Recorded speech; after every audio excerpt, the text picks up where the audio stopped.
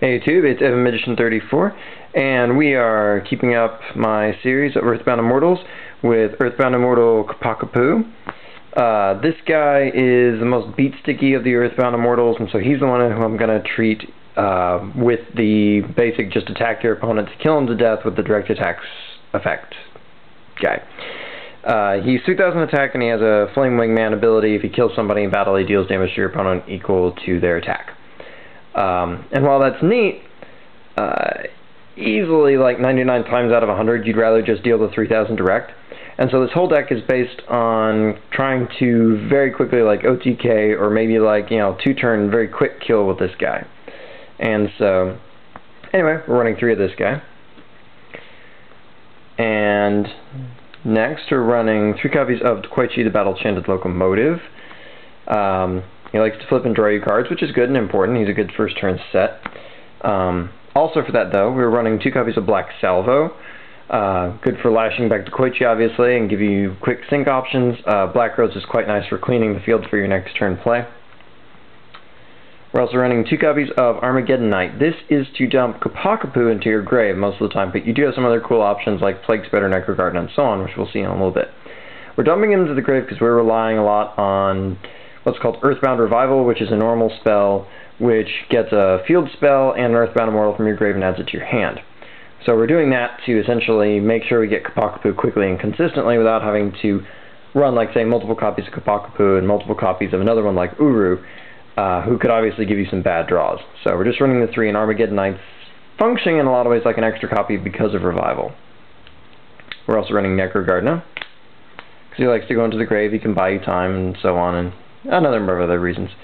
We're running 2 copies of Destiny Hero Malicious. Don't see that guy every day, now do you? He's a good target for Armageddon Knight. We're also running 1 copy of Plague Spreader Zombie. Nice syncing options there.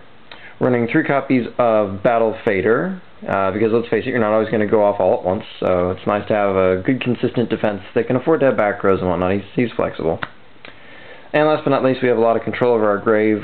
Dark Armed Dragon's a very good combination here. He's also a good field cleaner, which is part of what we're doing. And of course, he just deals a lot of damage, and that's pretty much our primary objective, is just attack him to death, quickly. Alright, and that's pretty much it for the monsters. We run 3 copies of Mausoleum of the Emperor. Obviously, this is a field spell choice with a Ccapac Apu. We pay 2 grand, drop the guy, and we also have a combo for that takes advantage of it. You can do this 3 times basically with 8,000 starting life points. And to make sure we hit it quickly, consistently, and whatnot, we're also running 3 copies of Terraforming. That's 3 copies because we really want it. You can discard this to Earthbound Revival if you get extra copies, so don't worry about it. And part of how we're comboing it is 2 copies of Megamorph. Pay 2 grand to drop Ccapac Apu, then Megamorph him and hit for 6 grand directly. If they tried to warn you earlier in the game, that's exact damage right there. But it also doesn't hurt to drop it on your other monsters, or if you're leading on life points, you can even take advantage of it to kill an opponent's monster. And remember, even if you end up dealing 6 grand and they go to 2,000, the fact that it shrinks your Earthbound Immortal isn't really a big problem because they can't attack him anyway. So he'll still be perfectly fine even if he gets halved. We're also running 3 copies of Pot of Duality. Yes, I know, the price this card is right now especially, that's kind of a shocker, and it's kind of a, you can't seriously expect me to run this. There are other things you can run in its place. Magical Mallet will work well because we're in an OTK combo kind of deck. So if you don't have these, that's certainly a way to go. You can run Upstart Goblin, but I strongly advise against it just because giving them the life points in this particular deck is not a good idea. So Magical Mallet's probably the replacement if you don't have the dualities. We're also running Reinforcement of the Army. That's pretty much just to go get Armageddon Knight. And we're doing this instead of 3 Armageddons because really you'd rather thin your deck with this one. So you can also get Necro with it. We're also running 3 copies of Earthbound Revival. It's a normal spell, just pitch a card to go get the Earthbound Immortal and the field spell. So, no brainer there. We're running Card Destruction. This is a great way to fuel Earthbound Revival and dump a lot of those dark monsters that might not necessarily be good top decks, etc., and still get new cards. We're running Foolish Burial. Obviously, it's kind of like another Armageddon. Lots of things we want to Foolish Bury in this deck. Monster Reborn. That has lots of possibilities and combos in this deck. Giant Trunade, because we want a clean shot. We're also running 2 copies of Malevolent Catastrophe because we want mass sweeps, and there are lots of decks that like to set multiple back rows. So rather than MSTing ineffectually, we're doing this. We don't mind if we lose our field spell. I mean, obviously you don't play it if you don't have to, but Catastrophe doesn't really hurt you because you're using Revival to bring it back anyway, plus you have 3 Terraformings and 3 copies of Mausoleum anyway. So rarely is this going to actually hurt you by blowing up your own field spell. And lastly, we do also run Call of the Haunted. Remember, we can bring back that Earthbound Immortal, and there are some other cool things that we don't mind reanimating either. So this is another good addition. Alright, as for the extra deck, first up is Mistworm. The extra deck's pretty flexible in this deck, just to let you know. You basically just need to hit your level, each level, with something good to target.